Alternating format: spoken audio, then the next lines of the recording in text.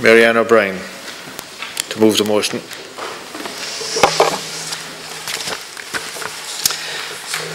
Senators, I'm sure all 59 of you would agree wholeheartedly with the title of this evening's motion and would aspire that it would be reflective of Ireland in the not-so-distant future. However, colleagues, we are no different from any of the politicians that have gone before us. Every last one of them would have pledged something similar throughout their political careers. Therefore, one has got to ask why this shared application hasn't been recognised. It hasn't been from lack of will, time, effort and financial investment in the disability arena. To my mind, the answer lies within the motion document before us this evening. I'm sure that you will agree that the motion covers a vast number of hugely expansive and highly complex issues pertaining to disability, but by no means is it a conclusive list. And just before I begin, just to focus and centre our minds, I'll just repeat the motion again, to recognise the need to protect and maintain disability supports and services in order to enhance the participation and inclusion of people with disabilities in Ireland. And in my own plain language, Senators, really I'd like us to ensure that all 750,000 people who have disabilities in this country are treated like citizens. My aim while formulating this motion was to be as far-reaching as possible and to expose issues which hamper the daily life of people with a disability and their families. Deputy Simon Harris encapsulated perfectly, in my mind, the problem which arises on the rare occasion that disability issues are discussed in the wider public domain in an opinion recently in the Sunday Independent. His article was entitled "Anger Changes Nothing for the Disabled" and detailed the emotive debate which erupted following the changes that were going to be made to the payment of disability allowance to young people in the budget in December. This led to the eventual pausing of the measure. Harris's central point, which I share, was that great outrage without reform never gives a great result. That's exactly what happened in December. I'm not a politician by nature or definition, but I am someone who has worked to promote the rights and care for some of the most disabled children in the state through the Jack and Jill Foundation. Therefore, it is my hope that this debate this evening in the Seanad will be both informative and productive. I want it to be free from political point scoring by all sides. I would like us this evening, in a small way, to raise the topic of disability closer to the top of the political and public agenda, as 18.5% of Ireland's total population is disabled, according to studies.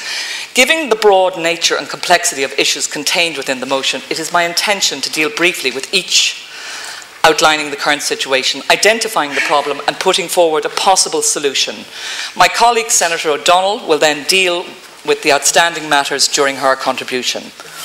In order to bring about constructive reform to areas like disability services, it is imperative that the reforms introduced are as a result of research which is in the public domain to facilitate meaningful debate. Therefore, it puzzles me greatly why the government has introduced reforms and plans further changes in the coming months in areas relating to disability without publication of the value for money and policy review of disability services commissioned originally in 2008. It appears as if the government is operating in a bubble, flying blind, so to speak. We are told that we have to wait until at least April for publication, despite the public consultation phase closing in early November last year. Why is this the case? I would doubt if it will grab as many headlines as other pending reports. Perhaps the Minister here this evening will explain the delay and go as far as giving us a publication date.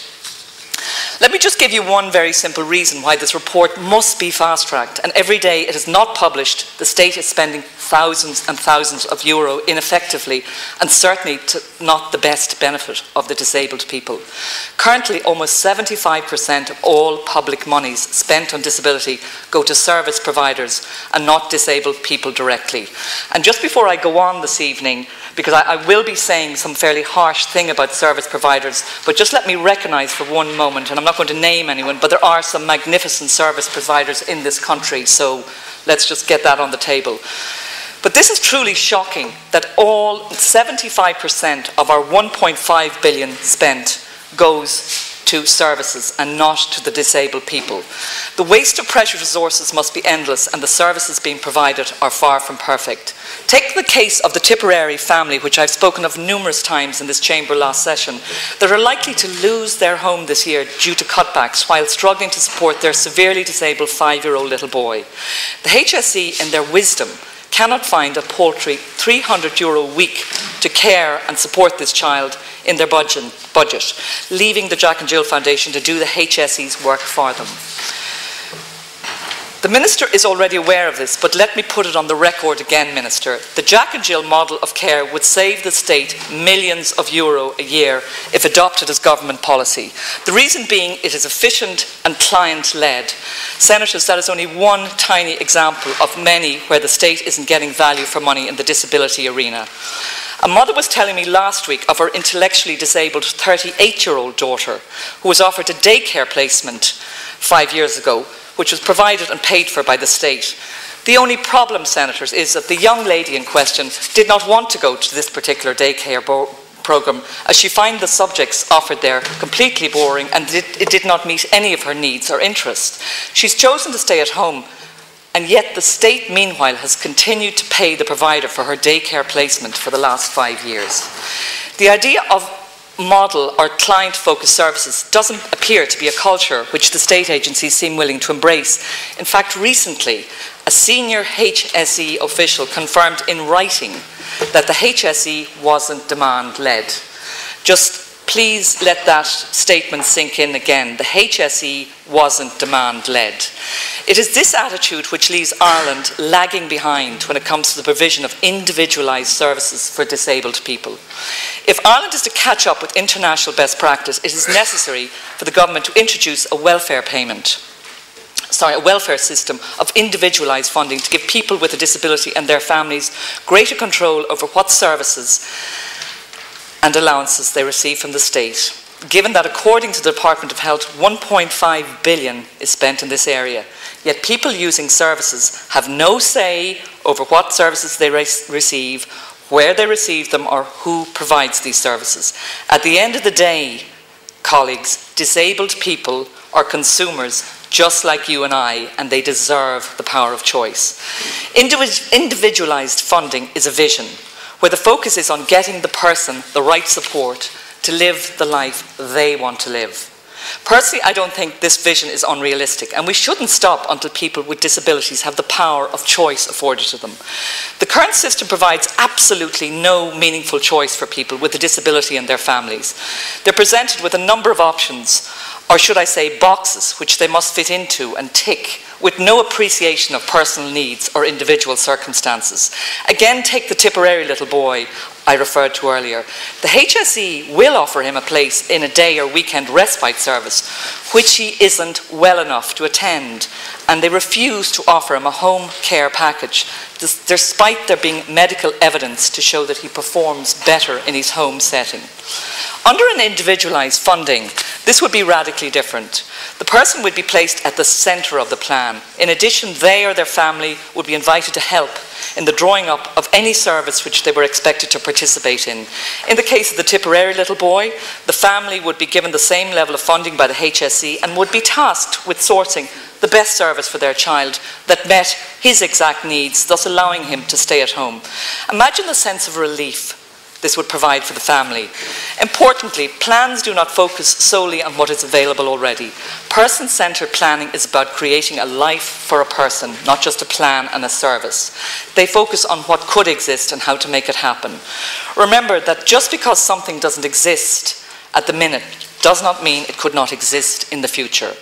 Someone with a disability recently told me that a move towards individualised funding would allow them to take control and provide them with a sense of freedom and excitement for their life if they were to obtain the services and allow them to participate fully in everything which interests them. At present, I have no real say in my life, and I must do what is prescribed by someone in an office who does not understand my individual needs and interests. Senators, nobody in this country should be made to feel like this. The value for money and policy review of disability services in the public consultation phase seem to appreciate the need to adopt an individualised funding model. This evening, I would like to hear from the Minister at what the government views are on such a model, given that the World Health Organization cited individualised funding was the approach to adopt when it came to disability funding in its report on disability published in 2011. Such a model has been introduced in Northern Ireland, Britain, Canada and the US, to name a few, to great success. Participation and inclusiveness for all should be at the forefront of all government policies and initiatives. Therefore, it was to my dismay to discover that anyone who is in receipt of disability allowance is excluded in participating from the much heralded Jobs Bridge labour activation measure, despite research published by the ERSI and the Office of Social Inclusion, which showed that 2/3 of those surveyed were willing to work with the correct supports. I've yet to hear any government representative explain the reasons for this satisfactorily. To the best of my knowledge, the defence is that it is acknowledged that someone in receipt of disability allowance may not be able to work, and that is why it wasn't deemed an eligible payment. It is most certainly the case that some people who receive the allowance are unable to work. However, it is also the case that the government already accepts that some of the people in receipt of the payment are able to work. As the disability allowance scheme allows someone in receipt to earn up to 120 a week before it impacts on their payment, and there are a number of earning thresholds beyond that before you become eligible for the payment. As you can see, the current defence doesn't hold water. In my mind, it is bordering on discrimination. Legally speaking, the government will probably escape sanction, as they will find a loophole in the terms and conditions drawn up for Jobs Bridge. Senators, we're all familiar with the concept of a poverty trap and why we should strive to prevent them. I want to bring a piece of research by the Central Statistics Office to your attention that showed that the number of people with disabilities living in consistent poverty has risen dramatically in recent years. Disabled people living in consistent poverty increased from 8.8 in 2009 to 13% in 2010. There are endless examples which I could have pointed to this evening where people with disabilities are getting a raw deal. My colleague Senator O'Donnell will highlight the other issues contained within our motion. In conclusion, Cathaoirleach, there are 750,000 people with a disability or a mental health need in Ireland today. When broken down, this amounts to 10.5% of adults and 8% of children, which means as you and I get older, we're more likely to become disabled. In other words, this is about protecting people from the cradle to the grave. Thank you. Senator O'Donnell.